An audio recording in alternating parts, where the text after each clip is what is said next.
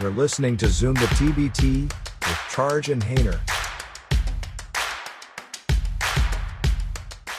Hey guys, it's Charge Hayner at Zoom the TBT, and we're continuing our regional preview show with Wichita. So this is some pretty exciting stuff, Charge, and we are now in the lower left. What are you thinking about this part of the bracket?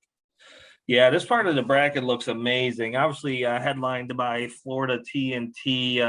We'll jump into their talent a little bit more as we get into the slides, but just an amazing team. Kimchi Express. I mean, what's not to love about these guys? We've talked about them on our show over and over. The Cheaters, fantastic team from the Drew League, loaded with talent. And then up-and-comers with mental toughness. These guys' stock really rose throughout the application period, and they're doing all the right things and putting all the right pegs in the right holes. And so this is a team I'm excited to see as well. So just a fantastic quad.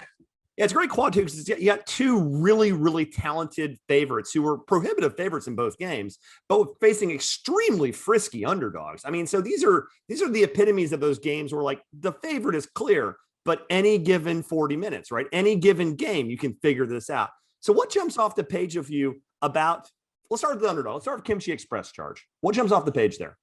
Yeah, I think it's really their full transformation.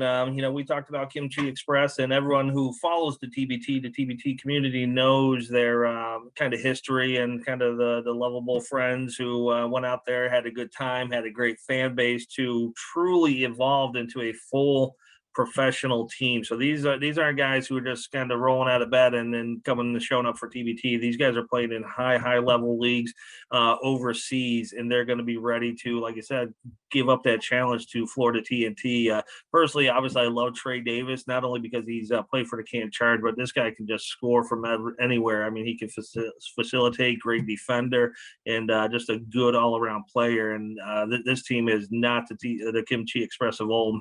Yeah, looking at these slides too. And again, thanks to TBT Thoughts for doing the stats this year and taking them off Charges plate so you can concentrate on doing the analysis. So thanks again to TBT Thoughts. You're looking at these things where they added the leagues so you get an idea of the competition. And like Kimchi Express of all would not have a guy like Thad McFadden who's putting up 13 in Spain A as a key bench player. That wouldn't have happened before at the Kimchi Express. This is probably the best team the Express have ever had, which means this is a credible opponent. And if TNT doesn't come correct, they could easily lose this game. But if they come correct, Charge, who's going to be the tip of the spear for TNT? I guess it's going to be situational, to be honest with you. I mean, this one here, I've got every confidence in Terry and Iron that they're going to come correct.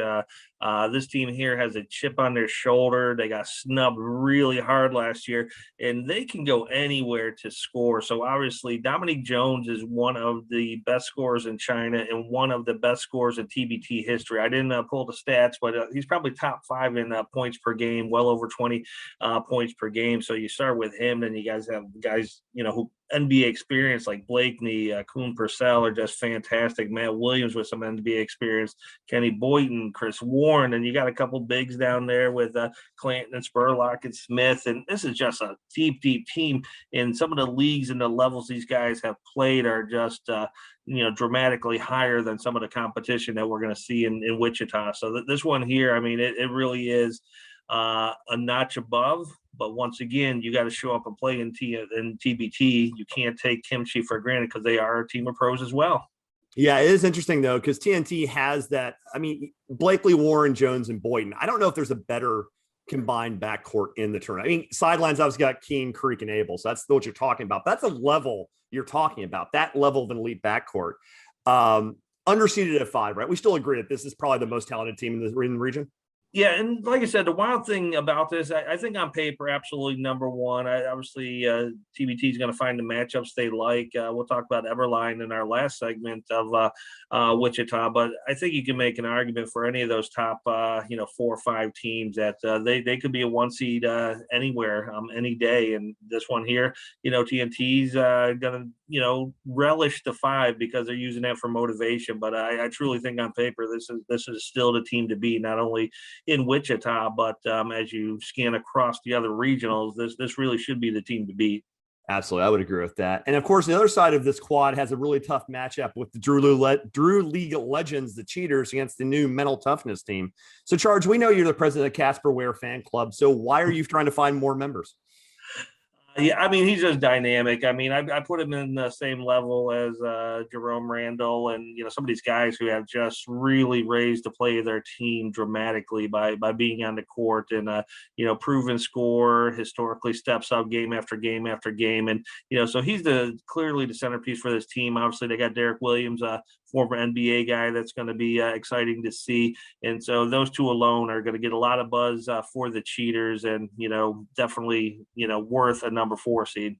Absolutely. I mean, it's going to be a tough matchup for Mental Toughness's first run. And Richard Solomon, he's got some NBA experience too. I forgot to mention him. That's the thing. Some of these teams this year are so deep. I mean, you throw 2 or 3 out and hey, they got this guy too.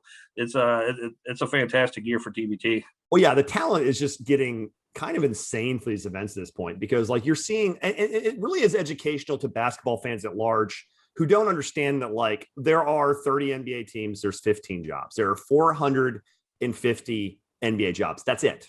So if you don't play in the NBA, you're like, oh, you're not bad. Like, I'm a great architect. I'm not one of the 450 best architects in the world. That's insane. So the idea that these guys can't play, these guys are insane killers. They can all score. All these guys who play this event will go into any gym in America and kick everyone's ass. So this is the challenge you're facing, though, if you're Mental Toughness, is even though you, again, also have a decent team, one, you're a first-time team against a veterans of the event, and two, like, so for example, one advantage they have is everybody played this last season. You see, they're all played this year. And you got a guy like Tara Lesnar from New Hampshire who's a starter in Turkey, which is a credible league. But the depth of the roster isn't quite the same as the Cheaters have. So, like, what does Mental Toughness have to do to even have a chance in this game?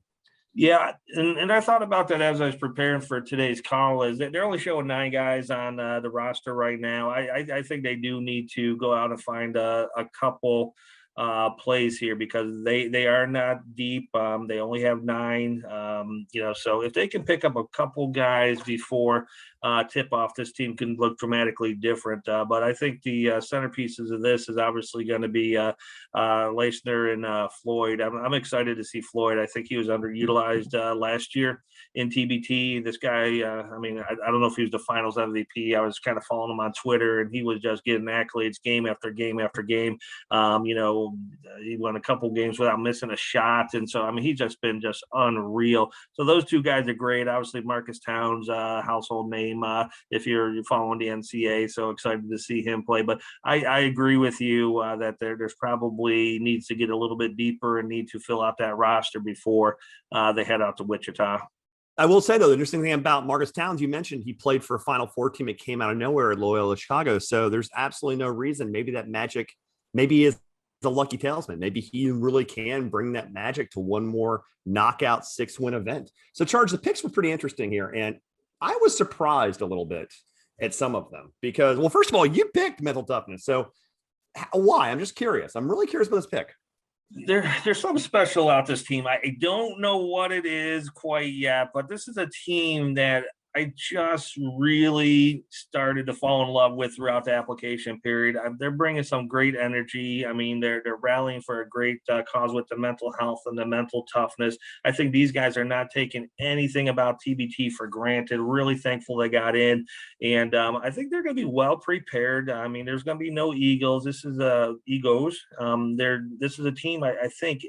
My concern is what we said. There's not a lot of depth, but I do like the core. And I think this is one of these special teams that are just going to come out. They're going to play hard and they're going to surprise some people. Even though it is the LA Cheaters, the 4 seed, I just have in my gut Mental Toughness taking this game.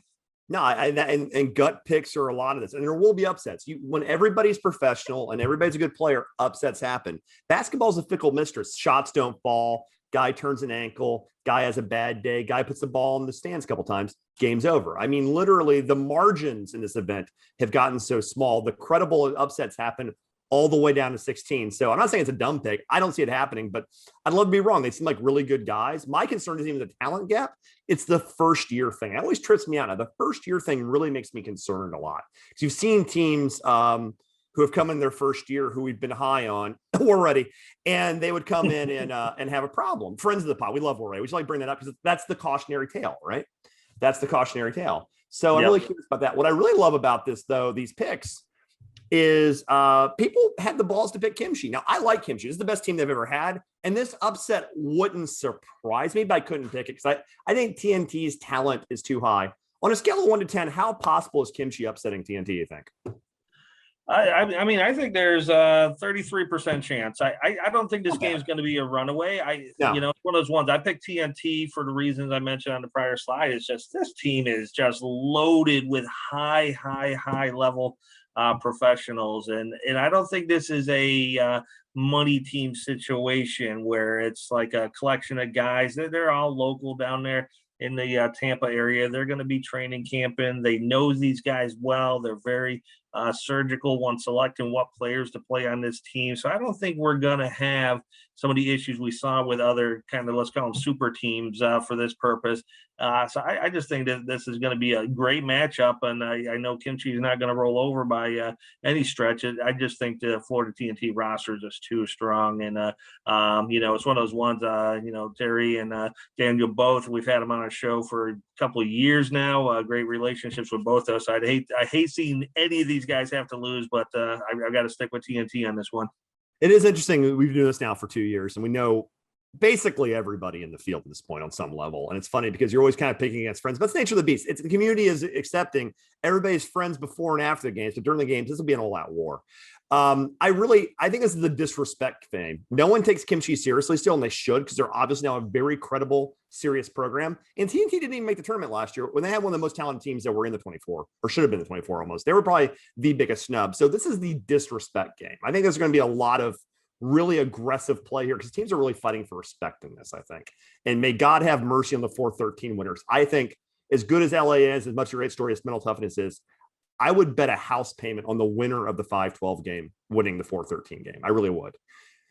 Charge, any last thoughts on this quad before we move on to one more?